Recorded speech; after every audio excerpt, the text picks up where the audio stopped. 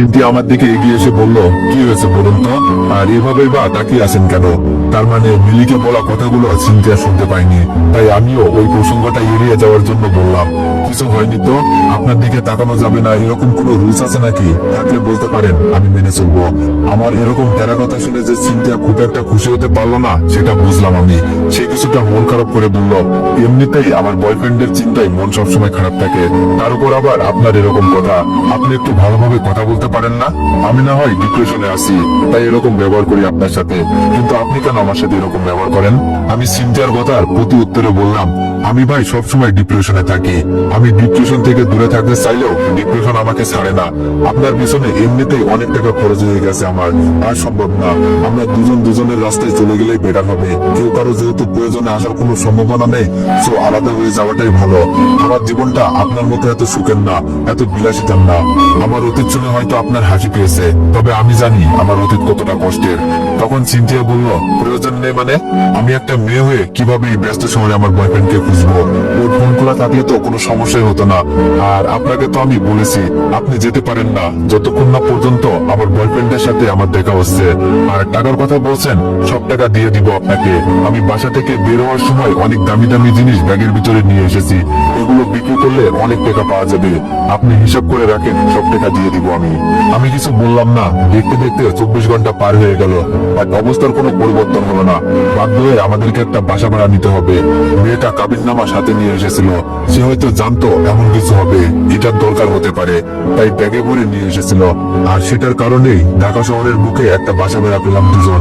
আমি যে শুধু সিনথিয়ার জন্য বাসাটা নিয়েছি তা না, এখানে আমারও লাভ আছে। আমার থাকার জন্য একটা জায়গা দরকার ছিল, এর থেকে ভালো জায়গা হয়তো আমি পেতাম না, তাই এটাকেই বেছে নিয়েছি।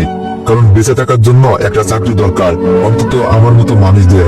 কারণ আমার আগে পিছে কেউ নাই, আমার থাকা খাবার ব্যবস্থা আমাকেই করতে হবে। সকালে ঘুম থেকে উঠে বের হয়ে যেতাম চাকরির খোঁজে।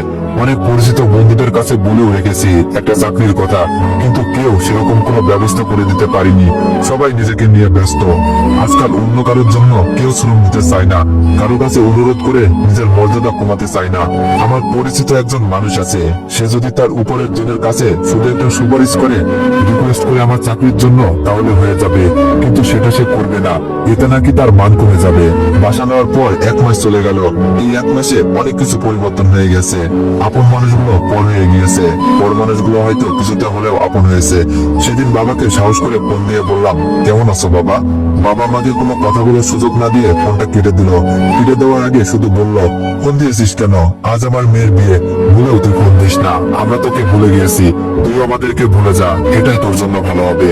বাবা ফোন রেখে দেওয়ার পর নিজের অজান্তেই কেঁদে দিই আমি। এমন কান্নার কতদিন করতে হবে জানা নেই। আজ আমার আদরের বোনটার বিয়ে, অথচ আমি তার সামনে নেই। সেও কি তাহলে তার ভাইয়ের কথা ভুলে গিয়েছে? ভুলে যাওয়াটাই স্বাভাবিক। খারাপ মানুষকে কেউ মনে রাখে না, মনে রাখলেও ঘৃণা করার জন্য মনে রাখে। আমাকে তো আর আমার বোন ঘৃণা করতে পারে না, তাই হয়তো ভুলে গিয়েছে। বাবা তো অনেক আগেই আমাকে ভুলে গিয়েছে, কিন্তু মা কি করে আমাকে ভুলে গেল? কোনো মা কি তার সন্তানকে ভুলতে পারে? আমার মা কিভাবে পারলো? এইসব কথা মনে হতেই কান্নাটা আরো বেড়ে যায়। আজ আমার কান্না করার দিন, আজ আমার দুঃখের দিন, আজ আমার একা হয়ে যাওয়ার দিন।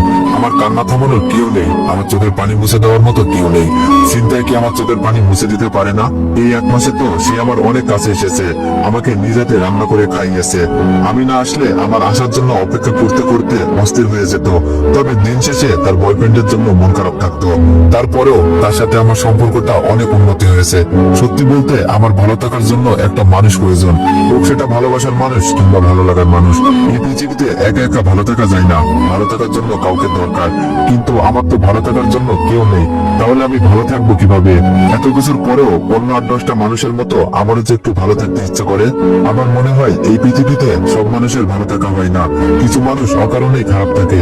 আমি হয়তো সেই খারাপ থাকা মানুষগুলোর মাঝেই একজন। হঠাৎ করে লক্ষ্য করলাম আমার পেছনে সিনথিয়া দাঁড়িয়ে আছে। আমি চোখের পানিটা মুছে তার দিকে তাকাতেই সে একটা হাসি দিল। মনে হলো এই হাসিটার জন্য আমার খারাপ থাকাটা চলে গেলেও খুব বেশি অবাক হবো না। আমি তার হাসিটা মুগ্ধ হয়ে দেখতে থাকি। আমার মুগ্ধতার চোখকে ফাঁকি দিয়ে সে দৌড়ে এসে আমাকে জড়িয়ে ধরে।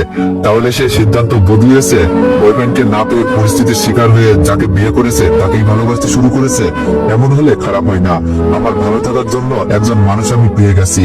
তার জড়িয়ে ধরাতে কেমন যেন ভিতরটাতে ভূমিকম্প সৃষ্টি হলো। আমিও যখন তাকে দুই হাতে জড়িয়ে ধরার জন্য হাত বাড়িয়ে দিলাম, ঠিক তখনই সে আমার থেকে নিজেকে ছাড়িয়ে নিয়ে কিছুটা পিছন দিকে সরে গেল। তারপর বলল, জানেন আজ আমি অনেক খুশি, হয়তো পৃথিবীর সব থেকে সুখী মানুষটাও আমি। ওর সাথে কথা হয়েছে আমার, 1 সপ্তাহ পরেই আমাদের দেখা হচ্ছে। ওর ফোনটা হারিয়ে গিয়েছিল, যার কারণে আমার সাথে যোগাযোগ করতে পারিনি।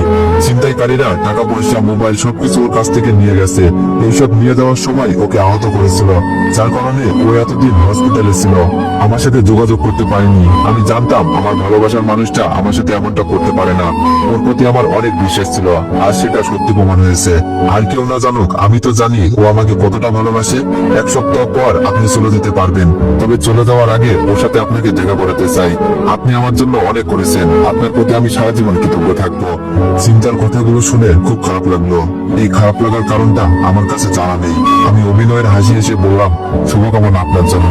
সবশেষে তাকে পেয়ে গেলেন, আপনার ভবিষ্যৎ জীবন সুখের হোক, এটাই চাই। কথাগুলো বলেই আমি বারান্দায় চলে গেলাম। আকাশের দিকে তাকিয়ে নিজের মন খারাপের কথাটা আকাশকে বললাম, কিন্তু কোনো উত্তর পেলাম না। এমন সময় দেখলাম কে যেন ফোন দিয়েছে।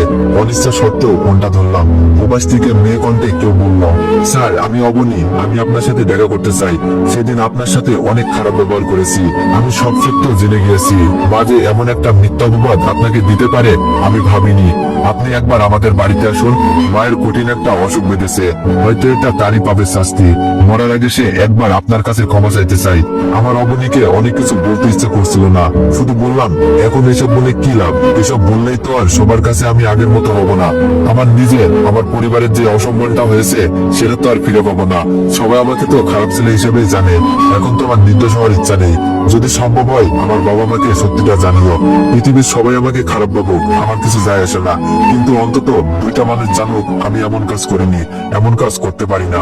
কতগুলো বলে ফোনটা রেখে দিই, কারণ এই মুহূর্তে কারোর সাথে কথা বলতে আমার ভালো লাগছে না, এমনকি নিজেরই নিজেকে বড্ড বিরক্ত লাগছে। তো এভরিওয়ান, নেক্সট পার্ট খুব শীঘ্রই আসবে। ধন্যবাদ।